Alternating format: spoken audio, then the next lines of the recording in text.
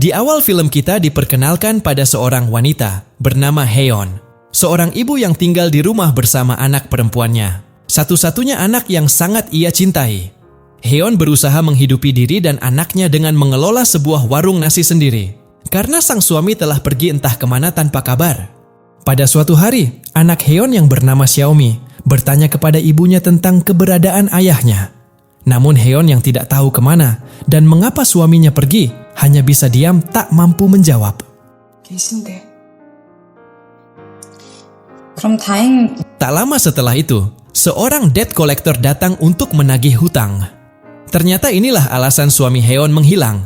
Ia meninggalkan hutang miliaran yang mustahil bagi Haeon untuk melunasinya hanya dengan penghasilan dari warung nasi. Debt collector itu bermaksud menyita aset berharga keluarga Haeon, termasuk rumah mereka. Namun bahkan jika rumah itu disita, hutangnya tetap tidak akan lunas. Nasib Haeon dan Xiaomi sungguh malang. Debt collector itu tiba-tiba berubah pikiran setelah melihat Xiaomi yang baru selesai mandi hanya dengan handuk. Ia kemudian menyuruh Haeon dan Xiaomi untuk menyerahkan diri kepada bosnya.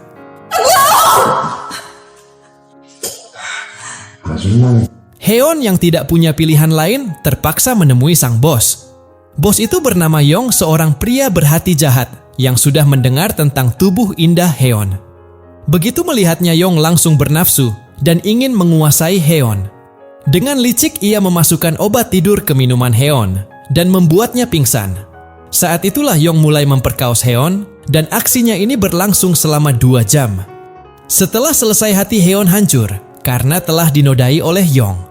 Namun yang lebih menyedihkan, pemerkaosan itu ternyata bukan bagian dari pelunasan hutang. Yong justru membuat perjanjian baru. Selama hutang suami Haeon belum lunas, Haeon dan Xiaomi harus terus melayani keinginan dirinya. Dengan berat hati mereka terpaksa menerima syarat itu demi bertahan hidup. Suatu hari, Xiaomi memberanikan diri pergi ke kantor Yong. Dengan berbagai tipu muslihat, Yong berhasil menipu Xiaomi dan memaksanya untuk melayani dirinya. Xiaomi pun terpaksa merelakan tubuhnya dinodai oleh Yong.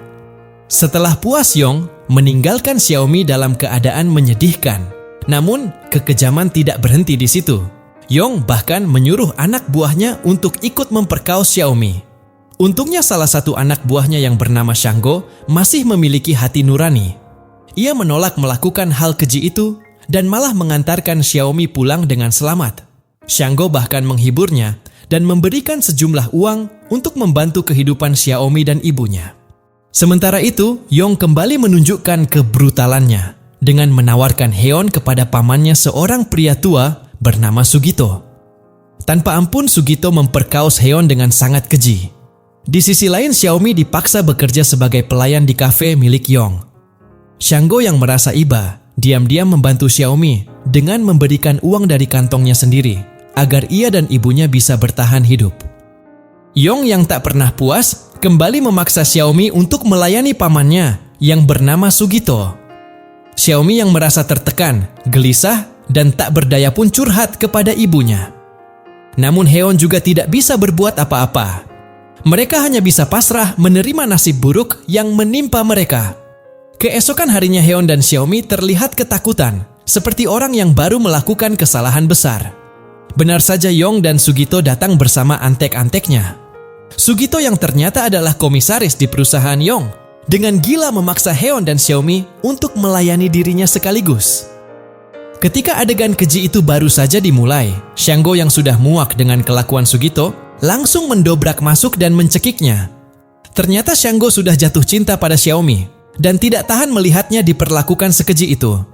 Karena kejadian ini, polisi mulai menyelidiki perusahaan Yong. Terungkaplah bahwa Yong dan Sugito adalah koruptor kelas kakap sekaligus mafia yang menggunakan dana sosial untuk kepentingan pribadi dan foya-foya. Akhirnya setelah melalui perjuangan panjang, Haeon dan Xiaomi berhasil menang di pengadilan.